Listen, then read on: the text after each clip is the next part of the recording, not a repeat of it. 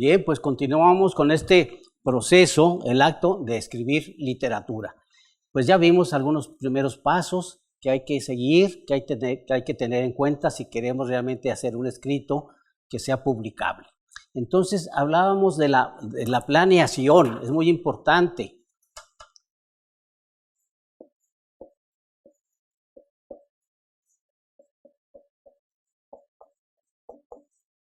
La planeación de nuestro escrito, ¿verdad? Debemos conocer bien esa historia que deseamos contar, ¿verdad? No estarla creando en ese momento, sino ya haberla repasado más o menos en sus aspectos más importantes. ¿Cómo vas a contar esa historia? Planearla, la vas a contar en forma lineal, cómo se originó, cómo se desarrolló, cómo terminó, o bien vas a alterar ese proceso cronológico para darle más interés. Tienes que decidir el lugar donde se va a desarrollar la historia, el lugar donde se va a desarrollar, que puede ser un lugar cerrado, un salón de clases, un club social, un billar, un antro. Entonces también puede ser en la calle, un accidente en el jardín, unos enamorados, un accidente en la carretera. Entonces tienes que escoger el lugar para poder desarrollar la atmósfera de ese lugar. Si es un antro, pues cómo estaba iluminado en penumbras. Si es un salón de baile con la orquesta, la alegría, las flores, en fin, el escritor tiene que darle a conocer al lector dónde está desarrollándose su historia. Los personajes que se van a utilizar.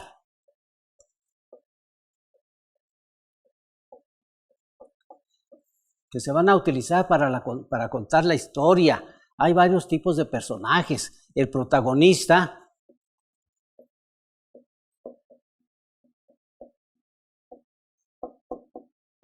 es aquel que cuenta la historia. Si lo cuenta en primera persona es el principal protagonista, pero también hay otros personajes,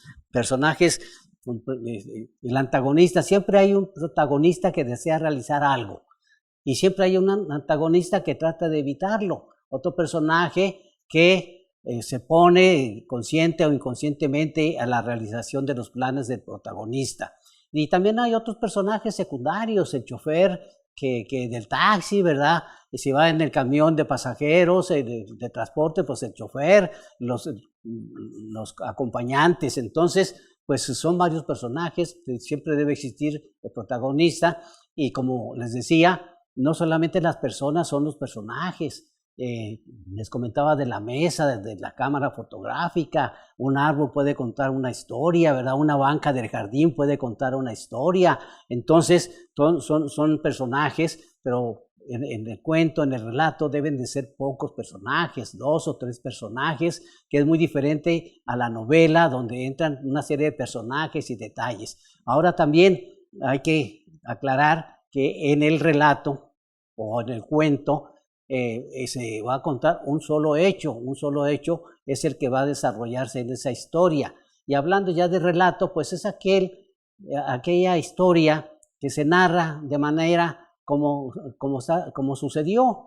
En cambio el cuento pues sí tiene una técnica diferente, que es precisamente que debe haber pues un principio, debe haber un nudo, o sea, un conflicto a resolver y un desenlace. El relato puede carecer de ese nudo, de ese conflicto, es simplemente el relato de una historia, de una anécdota, pero el cuento sí requiere que haya un conflicto a resolver. ¿Y qué sucede con ese conflicto? Que el personaje principal va a cambiar, porque es uno al inicio de la historia y es otro cuando termina la historia.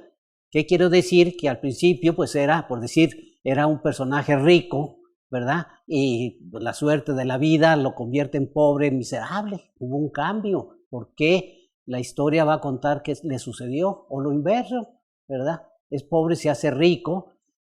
Podemos ir a otros temas, lo aman, él piensa que lo aman, le dice que le quieren mucho, y no es cierto, ¿verdad? Sufre un desengaño, ¿verdad? Que lo lleva pues a sufrir, tal vez hasta el suicidio. Entonces siempre debe haber un cambio en el cuento, de cómo era el personaje al inicio de la historia y cómo es el personaje diferente al final de la historia.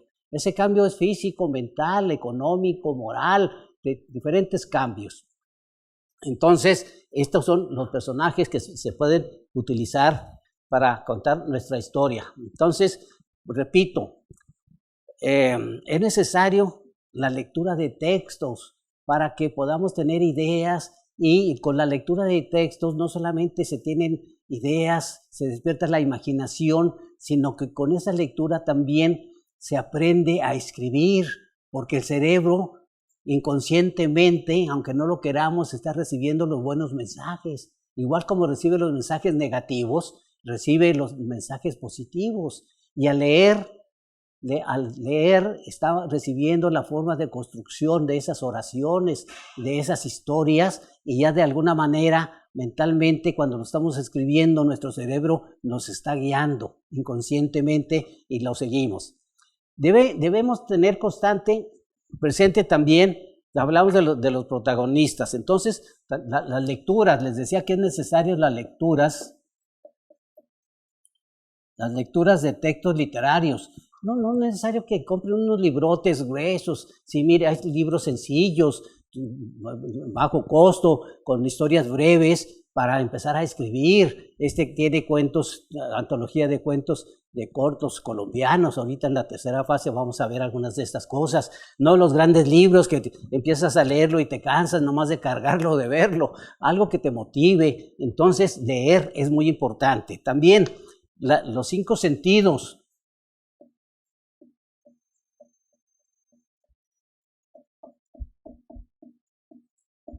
Los 5 sentidos. El escritor debe ser una persona que muy sensible, o aprender a ser sensible, aprender a utilizar sus sentidos de la vista, saber mirar cómo es el comportamiento de las personas, el paisaje. Yo veo ahorita para acá al jardín, veo cómo está el sol tranquilo allí, iluminando, ¿verdad?, los patios, veo las plantas, veo este salón. Yo tengo que observarlo para poder describirlo en un momento, en un relato que me sea necesario. Veo cómo sube esa escalera en caracol. En fin, el escritor debe ser un observador. Veo aquí un patio solitario, unas mesas ahí abandonadas. Entonces, todo eso sirve para un momento el escritor, al escribir, los lugares le puedan servir para, pues no precisamente detallarlos, sino crearlos. Entonces, los 5 sentidos: la vista, el olfato.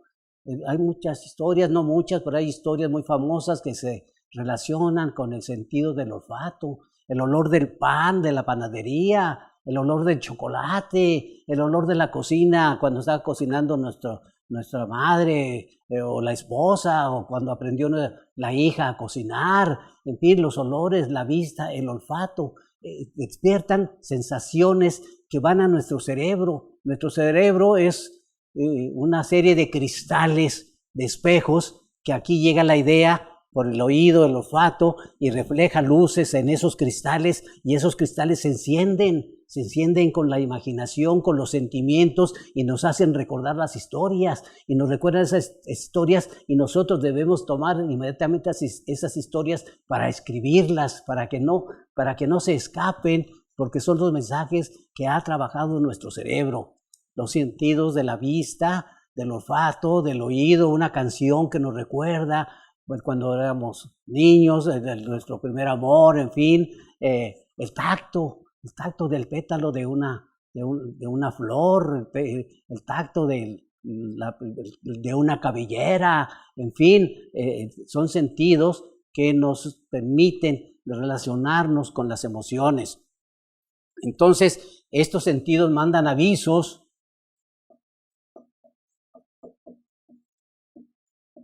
mandan avisos de nuestras emociones que fueron motivadas, que motivaron nuestros recuerdos, avisos de vocaciones.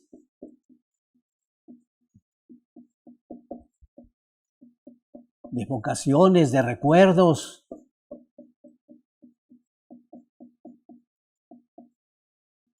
De recuerdos que estaban allí dormidos en nuestra mente, pero que esa canción, esa voz, ese perfume, nos han motivado para recordar y nuestro cerebro se motiva y nos lo entrega. Entonces tenemos que estar alertas para inmediatamente capturar qué es lo que estamos sintiendo y reflejar, como les digo, en ese primer borrador, esa historia que nos estamos recordando. Recuérdenla y bájenla inmediatamente, escríbanla, ya habrá momento de ampliarla, de disminuirla o de corregirla. Entonces, todos estos son detonantes, son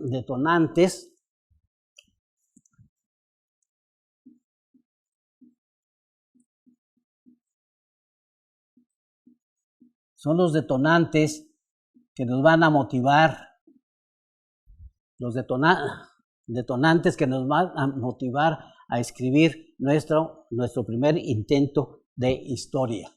Entonces, pues atrévanse precisamente a escribir a capturar esos detonantes. ¿Cómo se dan? En los momentos menos esperados. Estás en el cine y estás viendo una escena de la película, pero tu mente está trabajando en otra cosa y en ese momento llega una idea.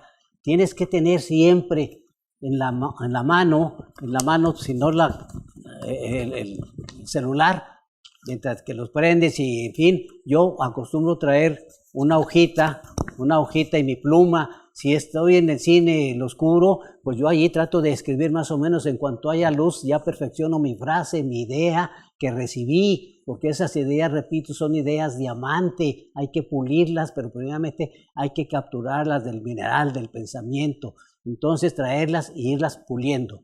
Entonces vamos viendo poco a poco. Entonces decíamos ese primer intento. Entonces hay un segundo intento, ¿verdad? De escribir. El texto necesita una evaluación. Hay que revisarlo con sentido crítico para mejorar su calidad, eliminando las repeticiones, como decía, de palabras, de frases.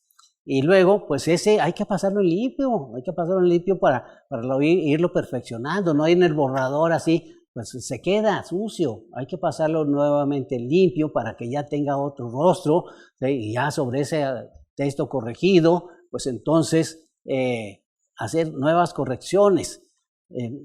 Podemos entonces, como conclusión de esta parte,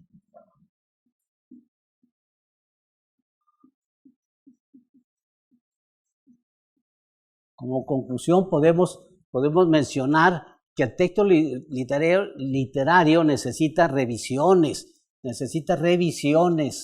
revisión y revisión que permita mejorarlo. Trabajo y retrabajo. Trabajo y retrabajo que hay que hacer.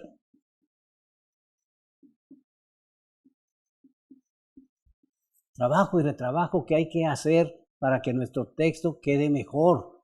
En una ocasión le preguntaban a William Faulkner, que es un gran escritor, que fue un gran escritor con grandes trabajos de novela, que sus textos pues que eran perfectos, y él dijo, no, el día que yo escriba un texto perfecto, ya dejo de escribir.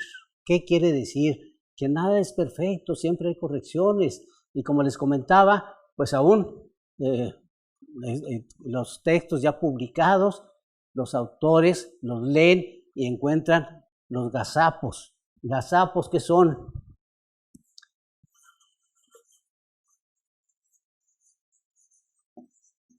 Gazapos son errores.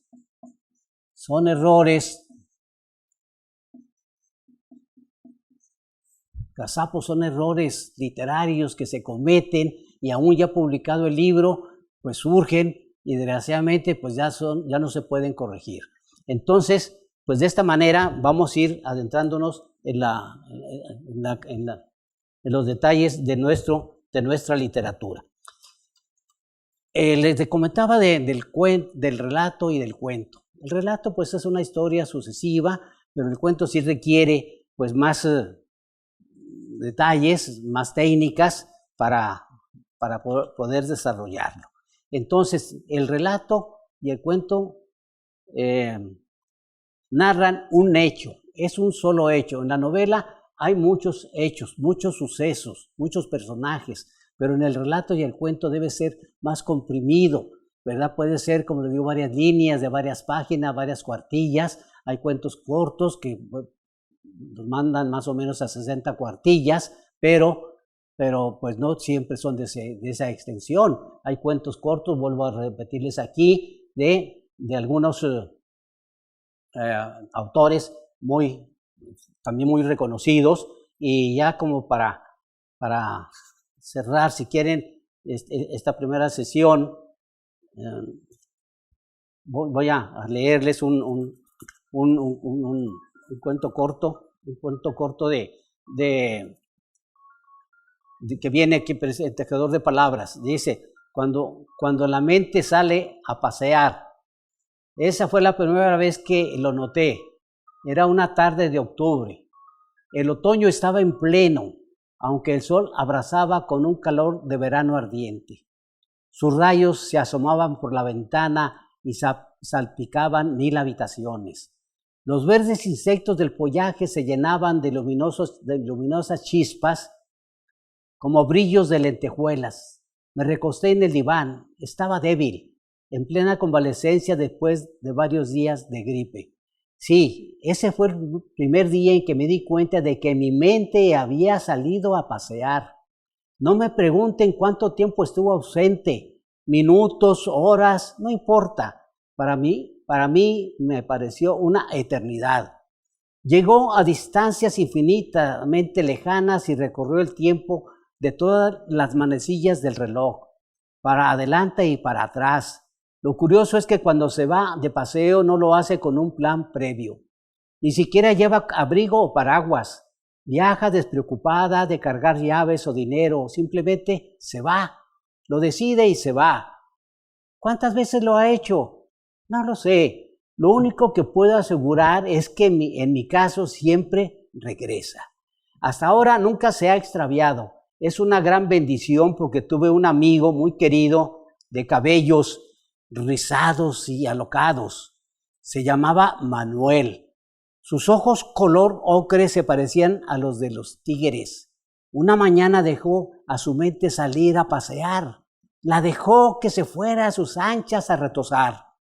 Lo encontré encaramado en una mesa en una habitación bastante oscura. Sobre su torso desnudo, como si fuera una capa, llevaba un trapo de fregar el piso. Primero me dijo que él era Cristo y yo su favorito, Juan. En segundos me cambió la historia y aseguraba que él era Superman. Tardó varios años en aprender a volar. Un día en Cuernavaca dicen que lo hizo, voló. Voló con todos sus jóvenes recuerdos. En 1000 pedazos voló la tapa de sucesos. Lo hizo porque su mente salió de paseo y ya nunca más quiso volver a ese hogar. Entonces ya ven cómo un personaje de la mente puede servir para una historia. Aquí habla de la amistad de un amigo. Bien, pues descansamos un momento.